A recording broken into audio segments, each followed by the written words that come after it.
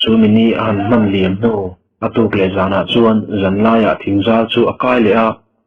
chuta chuan ve sei nei takin apa tran fan tu amol kil ril ru thazet ruai pa chu arukin akai thole ta shama chuta ruai pa chuan apana hre tur poimo tak tak alo hri le nge ya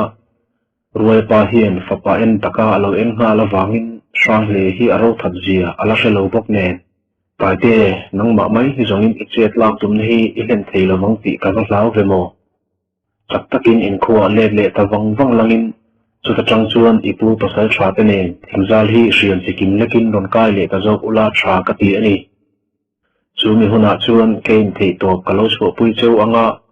khuwa in ron ron main ke hi min ron de ma sale phutta ulangin in tan che ta oi sampha mana maro chu kan khoni te hi chu hriam in lekhum ani point thina khop em chuan khoilo ulangin kadua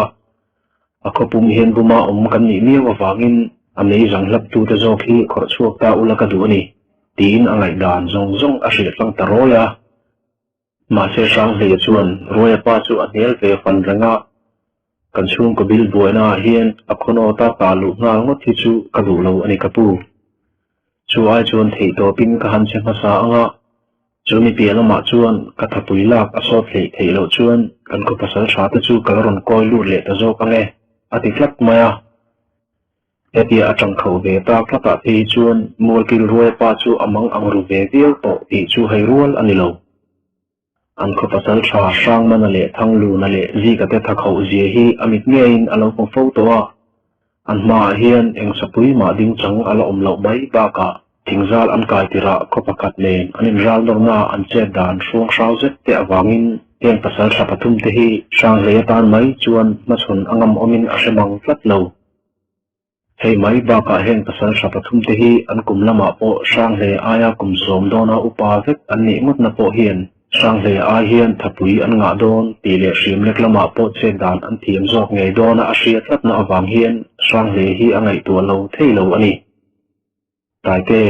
ilarol thar em awang hian I thazalu tuk hi itluk phang ti ka lawani a enga po chu ni se heng pasal sha pathum te hi an mai tlang I chin che theinan nak tu zam lama lal in hi rom bi thata photla zantinin kannal ina hian heng pasal sha pathum te hi an rom loi zantina ei bur huam da thum lai ri an omji nuwa zalbuk an pan le thinani an jinga hian sangmana the hi chu chungpui nu loi to ani wangin alru alian taber oma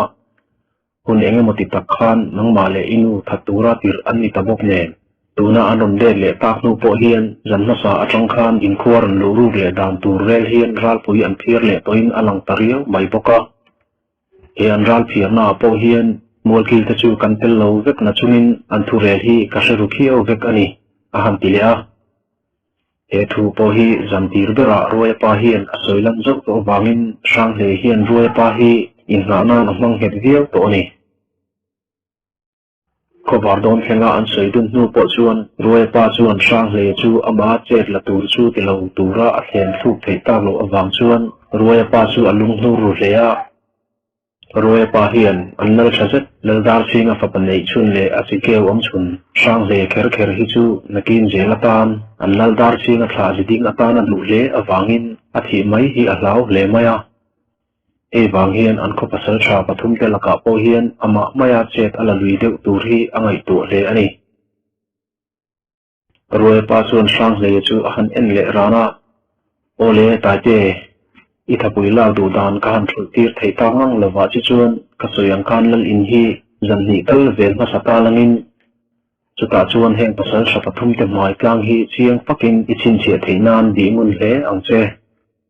min mamo apiang in tu nang hun zan re a hian irom kal mai zel donia ati le nuwa sang le chuan khuwa chu a chu san le ta ani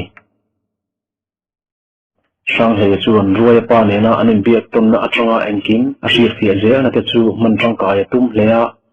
azam le hi chu ruai pa sil angein an ko pasal tha pathum abitum tur te sachin tura akal hun tur ani to wangin atha po athau thazak zak to ngang mai nilenga atom pille then nu chuan lai lam khoron thing tur ni tlang na lam kol eng sen ru chu han thir wangwanga chuti lai chuan anuin apa hena ama alo hriat nana akentir te buk chu akut chuan han khoi deuh niap niapa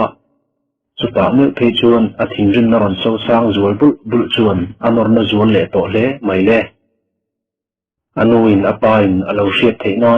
chin chena ken tir chu lal sia rumale apasal sha pathum te awangin engma lo mai ania chuti ani chuan anu le pa te inkar thlanga chok boi thei tu chu anni pali nge hi anni zui ta zel ti a hriat chin awang te chuan sang le buluk na chu angol to zual le lo thei lo khua aron thim chin vele chuan chak chatin thingzal kholam pan chuan aliam chhole a reilawa khua chu alu ta lal in hnuai po har sa lo zatin alu takhiau mai reilawa lal sial ruma ina chuan mual kil te anron kai ri trak traka chumi te anron lu fel nu lok chuan patong thum zet le rol fiak that thok pani hi anron lut vele ta boka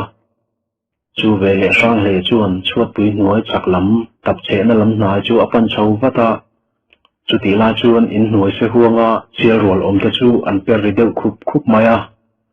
chu vele sang le chuan sial rol en run chung chuan chelo chang lovin chung lam thom chu an ngai thale khiawa sial rol se vel an re rol chuan tap chal lam chuat chu a fei mor chuan akar ong ta da a chuat kar ong atanga amit be tha zeta in chung lam han di le meu chuan la sial roma chuat pui o phei mup khopa molki thu te kara chuan han en mai po pasal sha ti hai rual lo pathum te chu sang le chuan a mu chiang ta kher mai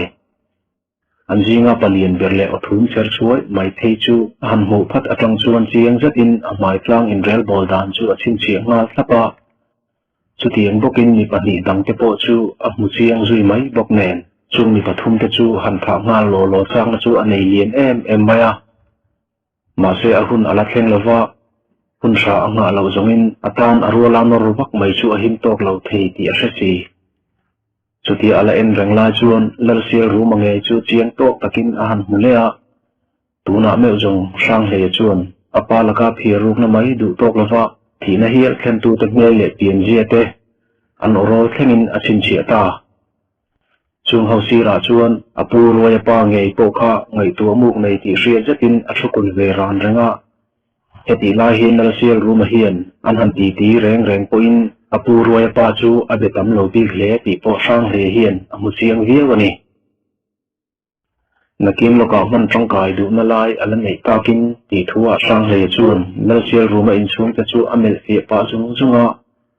makdeu mai chu lal sia ru ma hi amel anaw pan sia to lo nen afa ten lanaw pang riau mai chu ani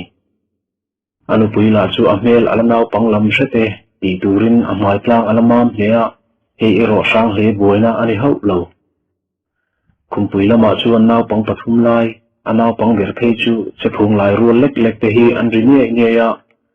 lanu la anbula anui har renga lanu chuan afa te chu a him pui he ti hai rual ani lo chuti khopa abi fi ata ka chuan sang hle chuan pasal tha pathum te chu an zol bu ka tur lo chan mai atun felta a ma se chuti tur chuan anni ho anon chu atlenga anga chu angai don ti chu angai to ngal vat boka chuti line heng zana anni pathum lal inkai hi abi se ain an thutui ta hlea lal sia ruma ho chuan mol kil dang te chin nu po chuan an line kom fa ta riau maya chuta zet jong sang le chuan khua anni ho chan chu atum na chu apur zual to hlea zan arai pok le atan set na hun a thating don si do thei takin anga zela mol kil te am til fai diat nuwa an palia an hanin kom falta chuan arin lo zetin ama sang le chungchang chu zoi satin an soi kai ta tlat mai le ete mol kil til hun nga ka an lo ta khongwang hi a chungchang a ral rel ho an du awang ani ti chu aman thiam thuaya chuta me phei chuan sang le chuan thupui mo tak hriat tur anei ti a sathuta abeng po asingun zual tangang mai sang mana chuan lal sial ruma chu han en runa lalpa kan tum lak na sa khan ji ka kutram ta deuh kha kan chet phoi pha deuh ti kha shema ilangin kan duang tak chuan mauzol khua chu kan bi fi via wa kai ngai ta thowa ma se tun nuwa ka han chui le hian khata kan han di le nuwa khan an lo theu ta vek mai kha poi thui ta riau nen tuna me vi chuan khan kha an la theu riau don nge ti la shit pha kan ta ho si lo hi kan boina pakhat chu ani ta ber hi mo an tia lal sia ruma chuan sang mana chu an bi ngal runa ingai dan chu ke kalo ngai dan ve rau reng ani e hei fur se zual pui kan pen sawa kan heti ta ka chuan lisei khotin ta tan ral lo na hun tha kan chung kai ta mai bok nen mau zol ho chuan khan an la thel tha so zok thei reng ani maro chu ji ka chet lak na po kha thil ti om tak ani theina lai a om nia wa kha mi hring khan zona a han pe tariu chu kha silai muwa chan mai kha atok tiu teu viau lo thei lawang khati ni lo se kha mi hring khan thom a chuanga nang ni hi tu te amo chuan an mu pha nge don chau ti kha alang viau bokani ai nga po chu ni se daya in ka zo kha chu anung kha chu le nge ti alan na chu dai an theu zui ta tlat dana khan alang chian kel maya ma se in re len zui riau awang hian an kho sak apa ngai chole viau to zo ko ani theye lengur khama tu pa kher kher hi chu kan tha pat lo zamin ke mai ni lo nang ni thlenga nun khonom lo na ai sin thei tu ani riau ani aron ti zoi ve ta chupa chuti an la ti lai chuan sang le chuan thuin thuk nge chu aloman le fak to awangin athin rin na ron so bul rang chu thunun harsa ati ta kher mai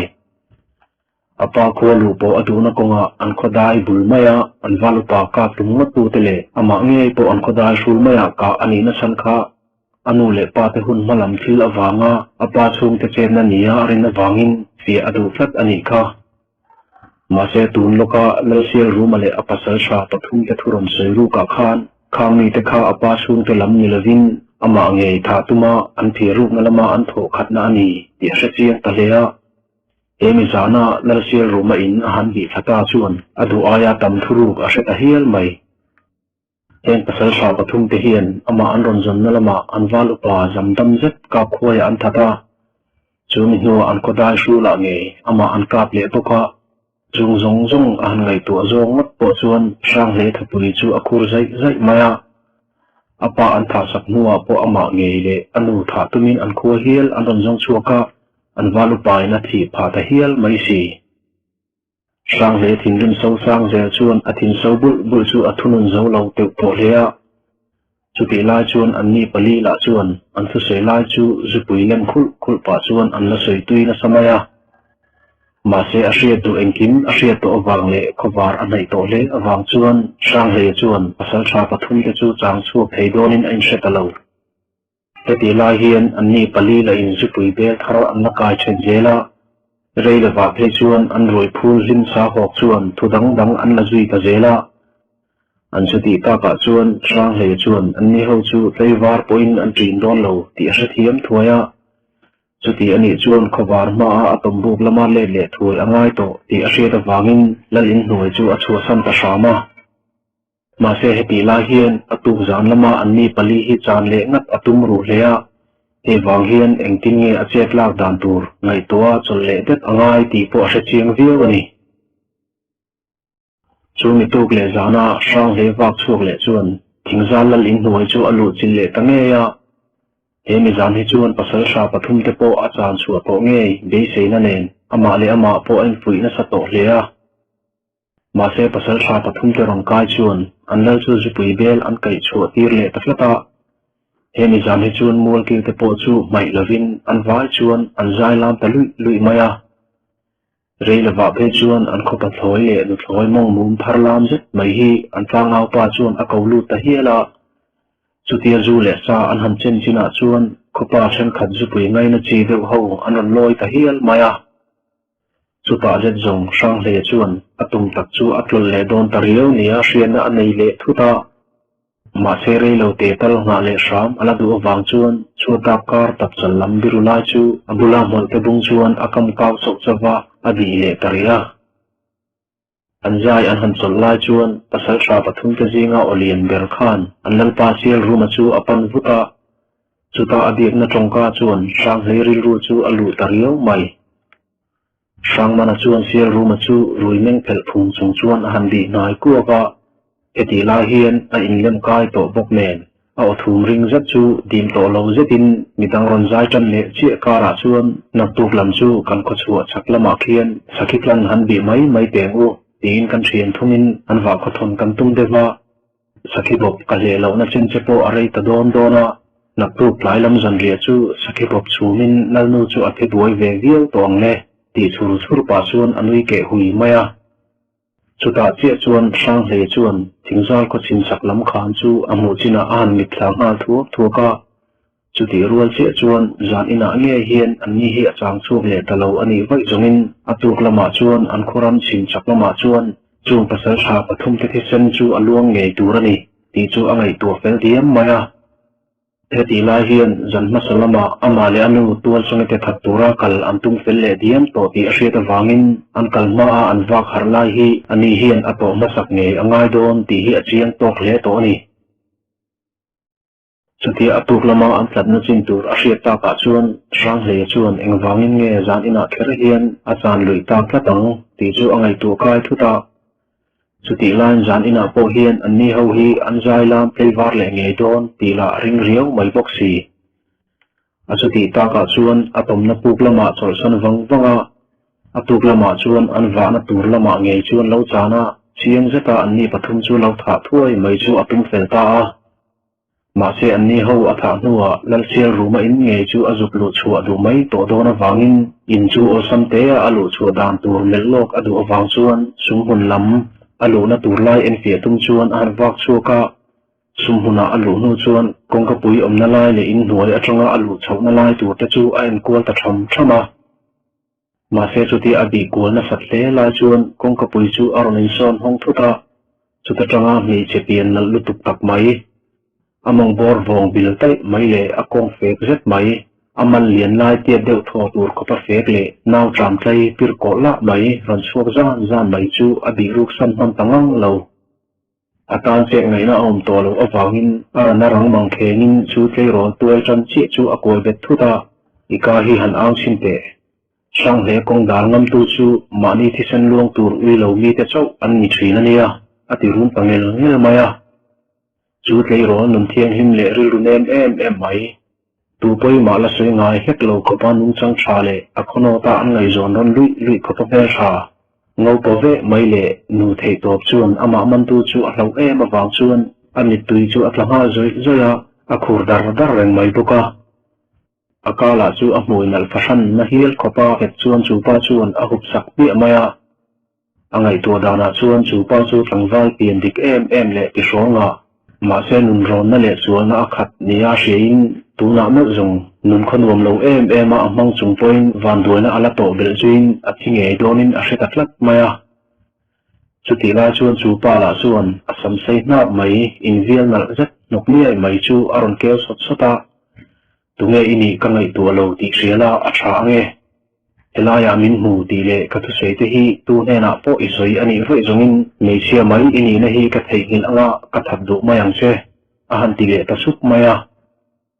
lal sial ruma panu anu pui ma sain a hrin sak chu tlei ro nun kho se zet te chuan ama man tu chu a hlo om je a hriat chian to em awang chuan a vo na thu te chu thei hil atum ho lo a hmui a hup sak tlat na kut lian zet awang chuan a hmui te chu a tret vek mai dona a hriat ta khiala chuan theile vin thim jinga chuan chu pa mel chu en tumin an hoi chuak dona ma se chu pa chuan nai zeta aron bi thuta hei nin hu i doim ni ka soi ka sharengla abak ti thei ini ve ho lo nge ni hela suak sual zet den hian inzum na in nei ani ti te po arin um ma zo ke hetiang zan rei to lal ina la om tlat ta chu ati le sup nuwa a hmuya hupna chu a thla ta a chuti a han thla nuwa a mel hmai fang a han em no zong an omna chu thim hle ma se a hmai fang in rel bol dam dik em mai le ngo pokhek mai chu sang he mit fin zet chuan a hu chiang takher mai ma se chu tlei ro to chu tha lo du na nei thuta anin aron hu takher chu ni sia tha angai pha donin a hre tariau mai le he naw hian a thil mu hi a soi ani vai zongin zan in nge hian thingzal khot hian khan an thewanga chu mai ba ka atuk lama a chet lak dan tura pasal sha pathum te la in ral an nai ti shein an tumna an thul sot chil anga chuti ani chuan atan hun a chet em vet to don ani dim lo zetin asam bu thazet maya chuan a han tham le lopa a mai si deuh thua a han koi be nu chuan thingjum na hian poisak nei lo na min hu blu thin khang ka thu soi kha shareng ro ti hi ka chanon mun tok ta che in ka ria mi che thi sen chu hi ka du ngai lawa ma se nang hi ka laka inok ani vai zongin ka chu don lo che ka ti to khamo ati le nuwa chu tlei rol chu a thla thuta chu ti rual deuh thaw chuan rang em in sum hun hnoi lama chuan a put do zui ka thua ka sang le chuan a tum dan takin ral rel zel ma se zam lama a tlei ro ru khan thil tam tak a sei thei reng to ni ti a hre wang chuan angai a thachi a to lo le a ma se kha tlei ro ne thazet mit meng kha thim jing pon ma se sang le hian a mu chian tak awangin a mit menga poi soi lo mel le ama lo na mit meng doi em bai le thiang him zet kha rin na pak anei riau maya chu wang chuan kha tlei ro khan a vo na awangot po khan a soi ang khan ama a mu ani ti kha a soi mai a rin lo awangin koron var me karani ron chuak chuan thingzal pasal tha te ti sen chu a lian pui ngei tur ani ti chu a ru ani hut to ni zan lama a rel lo po zia a chhuah dawn chuan a hriam sei chu a han en fel zung zunga tun tron chu eng ang poin hen pasal tha pathum te hian an lo nor let ani poin an ni pathum hi a thi chi mai tur ani ti thlengin sang ve hian angai to lo thei to lo ati sen kalve te reng chuan apa phu ba nge chu a in patlap to awangin thingzal pasal tha pathum te chu eng tikong ma chu atum ho lo ma se an mani ram china wak an ni don awangin tin khurna atlak cham ho lo ero angaya engkim ani tur dik tak ni tura a chet par angai ti hi a chiang viau thung ani pasal tha po ama aya kumbi chin tam thiau an jinga pakhat phei chu ama hi dona pian le pum rosol ani ve tlak awang te chuan sang hle tan po ngai tuana sen tam angai phal ve renga achuti line ani malran ani line anni pasal tha hlir pathum tang khom tlat anni don awang chuan a chet dan tur hi a len chu zat angai renga achuti lawa rabi khatlek po adai pial vai zongin sang hle chuan apa phu ba chu hlen lavin alai laklo vela atluk san anga chuta anni horon erle le meu chuan anu tual songi chu an that ol sam hle tawang alu chhauna atanga khu a han chuan le hlek lai chuan thlang ra la deuh fe a chuan thingzal khu chu alang pe ir to a heti lai hian anni pathum ron lu chhauna lai tur om hi a hriat mai bik lo awangin sang le chuan chulai ram vela sakitlan khoilai emo chu rang taka lo zon hu ma sak angai ti a chiang viawa anni pathum hian sakit changa chu hun pa ngai tlai lam zan ria bol hun nei vela helai ngo pui hi an ron lu dona chuti ani chuan ani hian alo han lu khal khia to awang hian hun tlem ani chun chu man tang kai le angai ti chiang hle a hei wang hian anni pathumin an chan tur sakhira tlan omna lai hi azon mu thuai angai reng ani an ron panding chatna lai sakhira tlan omna ani alo omman ani sim chuan atan chet puna ai tur ani ngei dona hei tak hi sang le ngai tuana ting zat hian aman chin awangin he hun thazat hi abo zui nga tarenga sang le chuan hun tin alu po zung ho chuan sang man te ho sakitlan nge nia riat chu amuta adei se ain chulai toi to din na hun chu alo ngo thalea chulai atanga hun dang a han hoile deuh po chuan thang deuh hleka te chuan toi to kung dang te po alo om nual boka chuta hun rem deuh lai tur a chak loka lungpui hun deuh a bel no chuan a sei te le a fei te chu han en kon le ta thuaka naw ro sofa kuna me chuan ain ring to ren ron hle ani reilava khu aron playa ni po ka thlang lama aliam nai ti hriat zetin atom na sakitlan omnong pui hnuaya ni zung ron lut te po a on ta sang kher mai chuti la chun atom na mo chung maya mauro ra kliak ri thak le patling tong thuam ron thum thabal bal han rajui zata chu mi nu reilo te a ani chan a khol lo lom tur thingzal pasal tha pathum te ngei chu an ron lang ta thot mai le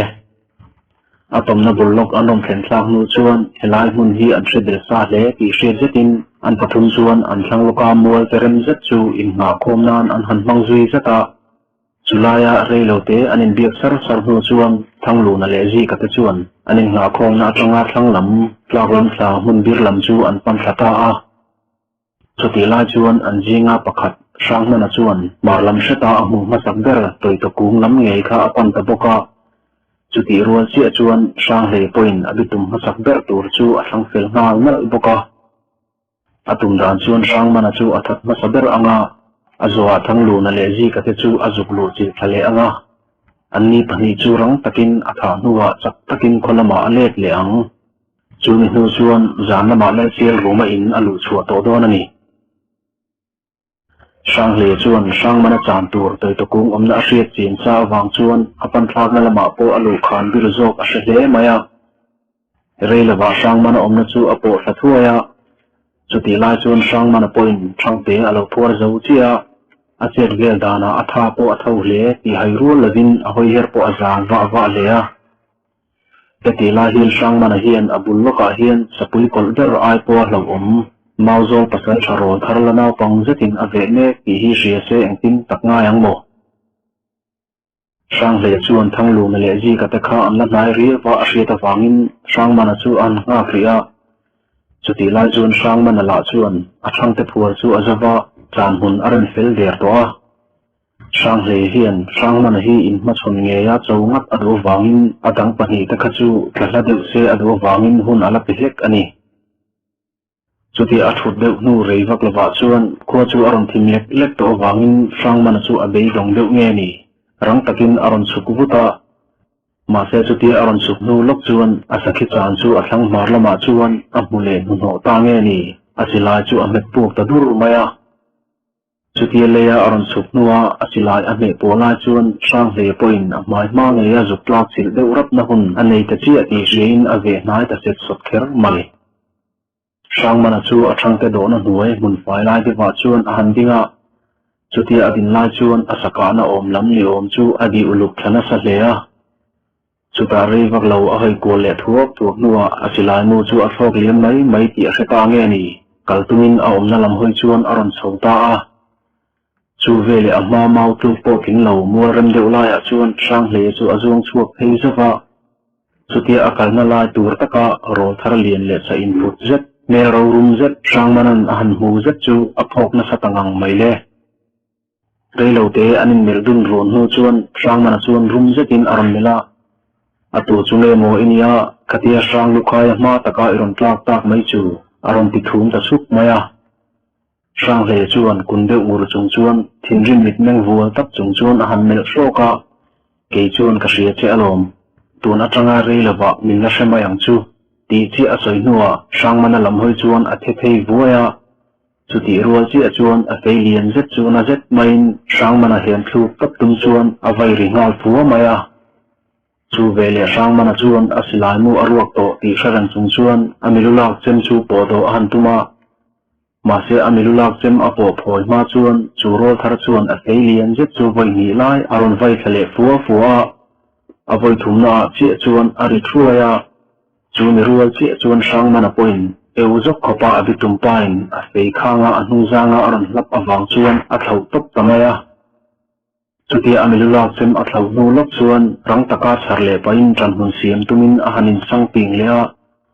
ma se chuti tran hun alak le don lai tak chuan a ke che na lai chu min ko sang zet maya adai liam pal tatlata chulai min hnuai lama chuan chiang zeta a vir thak no hnuwa min ko hnuai lama chuan thlang lampanin atlan thatanga la tingzal pasal thaom kho sang mana chuan atlan meng na chung lok min ko chung lam phai peng bukara athen chin ron theng ve je thei ko patlam chak chu ram ni nge mihring dik tak ani ti chu angai tu kai ve taram ram mai le reila warwam thuk zok antlan henga ma se chu ta po chuan amaron ve je tu chuan alaron thazela ma se he mihring ama tu hian mak tak mai chilai emo milulak chem emo keng ho lo fei khang sei zet le tlevur mai a keng ti lo a kong fui khaw fe na sei te a song tong chen ve lek a fang po dang lam zet a cher a mor lam par la het lo alu lam zum zet maya cher hi a thiat nok maya chu bang han ro dang reng keng lavin setil ik a sui atan po fui khaw sual fit pual na ka in hu chu ama tu chuan a thil nei chun chu ani le maya sang mana hian ama tu hi kon emo mun rem deuh laia emo lo chana lo sa chu atum hlea he wang hian he tiang hian apo zoka an tangak nap phota aram chin riat po atlan thleng teu to hlea aram chuaka a hriam te pahnih nen an valain an hodon tre pa he mihring hian aron khoi buaya a thian midang pahnih zi ka le thanglu na te kha a thang loka zung kung dang zuk bi le ram tura an lu bo hlan ania ma se he mihring hian aron phong thuta chu vele atan hun tur arem lo em awangin min ko thuk zet maya atlak thak nuwa konzal lama lo chan tungin adok chuak zoka heti lai hian he mihring aron lan tir lai hian asilai a met puak man nge a mase asilai la chu pa lam hoya kap ani si lo achuti pa ka chuan amilulak chem nena hunram lo zeta bo umut ai chuan ti in hetiang hian hunrama tlan lu pui tumin atlan tlang tawata heti atlan mai lo chuan amaron tlang sil to tu hian peilien le siam ve zet atu hu maya hei wang hian aron kho mai donin ashareng mai si atan chuan heti atlan siat phota munrem laya milulak chem nena lo nor tura lo le chan hi ati om tak ani reng ani sang mana chuan aplak lu le na tang chuan tlak lam rama an khoram wal chin chung hunrem deuh lai zuk po tumin ahan pheliam thalea mase ama ai ma hun rual rem lo le sang nok kara tlan chak thei ama tu mihring chuan aron hnai takher mai orte kama ahan lu thlak le nuwa lungpui lian zet kar lo in sir khep khup kara ahan tlan lu le don lai chuan ama aron tu pa fei chu aron thlok thapuata chu vele sang mana chu atluzoi noka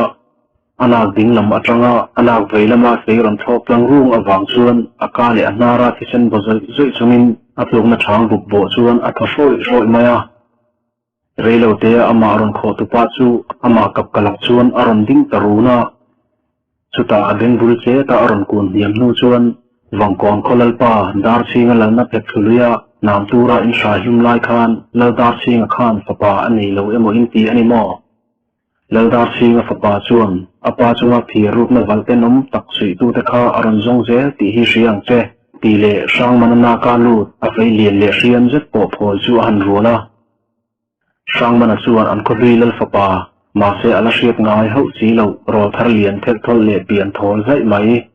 nokin po thiat lova asam kir chuat mai thla san hut tu mai fang pa sak mai le mit meng thin rim meng vo tak mai le sen ram mai chu han le trok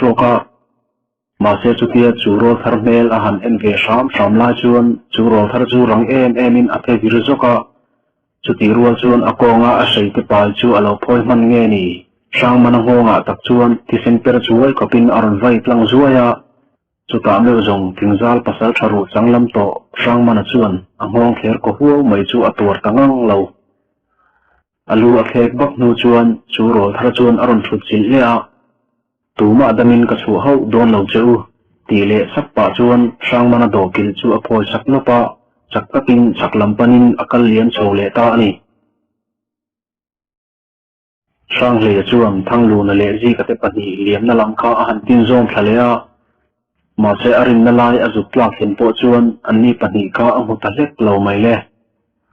chuta china chuan aril ru chak zet mang chuan ral re che dan tur an ngai to le zunga anni pani lo bo ta dai chuan an thian pa silai ri kha an ri ani arin tlat awang chuan khati lai khan anni pani hian an thian pa sang mana chuan sa akap nge ni anga in po tumin an ron plan nge ani ang ti chu arin dan ani a khati lai khan sang mana kha min ka wa khan tlalawin anin noina ma sa a khan lo in noi reng sela chuan anni pani hian an ron mu man nge yang ti hi alang chiang tatlata chuta sia chuan awan nei na hun atong kheng ve ta ni ti po sang le chuan a hre chuak ve ta hial mai sang manala kha aplan dana khan chepna hun amel ani ti alan rang awang khan ting khuru zatin a lui tangat kha ania ma se sang manan lo eplet na hun tura adu na lai a khen main azuk kho fu ta chia chuta chia chuan a che thazo ka atang zui ngala a pakhat na tan apa phuba chu nun na pakhat chuan a su taphot chu ania ma se heti la hian thanglu na le ji ka te chu khoila mangi an put bo ta kang ti mol mai chuan angai to na chu ati boi he to a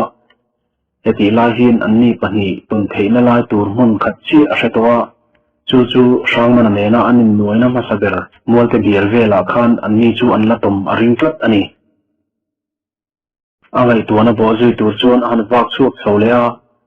ma se thui po awa ma chuan a chaklok atang chuan silai aron puak dura chuti rual chi chuan akhade veilam huai tak mai chu aron thler thip ngal thuam maya chuta zet zong sang le chuan alu chu aral ve me te chuan anon thlo tar vet tru hle ti a chiang takher mai alu chole na lai tur dia akun zo awang chi khan alu chu ahim ani ti a chiang hle a chuti ani chuan sang mana men an tlan sang la ba khan anni pani hian anon thage ta je ti hi a chiang takher maya hi alan chin em na chu sang mana atha na atang hian helai hi mun hnatak ani to lo awangin anni pahnih hian anon sui zui ve hle ti hi alang tlat ani akabe atanga thi sen far zoi zoi chung chuan anon ka na lam ve chuan hi an jata pun chungin an tol chho le a chuti lai chuan khuala chu aron thim zual hle to a mihring mit te thatak tan lo chuan hun then khat te phei chu a thim viau to a mà sẽ sang lễ bút na chuan ama ral ho big to san lam chu angai to chin ei to lo voi hi nge hian apa pu bai na pali te singa pathum na bang te singa pani chu abul maya an lauma chuti ani chuan hemi te pani hi atha le nge chu an ngai ti ngot mai chu angai to fut to mai ani lema han tol sole sat nu chuan ama maya lungpui lian chu han be chana chuti lai chuan a sei te poin apuin a thaw chua hun ha chuan atak va to maya anin ve na hun hi ram sui jam tam na hun ani to wangin sang hle hian a sei aya a sei te chu a ruai to ni asilai kin vela kha nok atingang to atom na puk chunga ada bia to maya e hian sang hle nu hi chu midang lam tak ani na asil hle a mun rual rem lawa hi chuan sei te hi silai ain arin jok miaw ani sang le chuan alung pui be chan chu zoi nuangin a han kal huala a chak mol thim chhorui alam thenga pangbe chunga a han tol ta ka chuan a chak mau tluk ni vela hla a abitum lo thu ping nal lai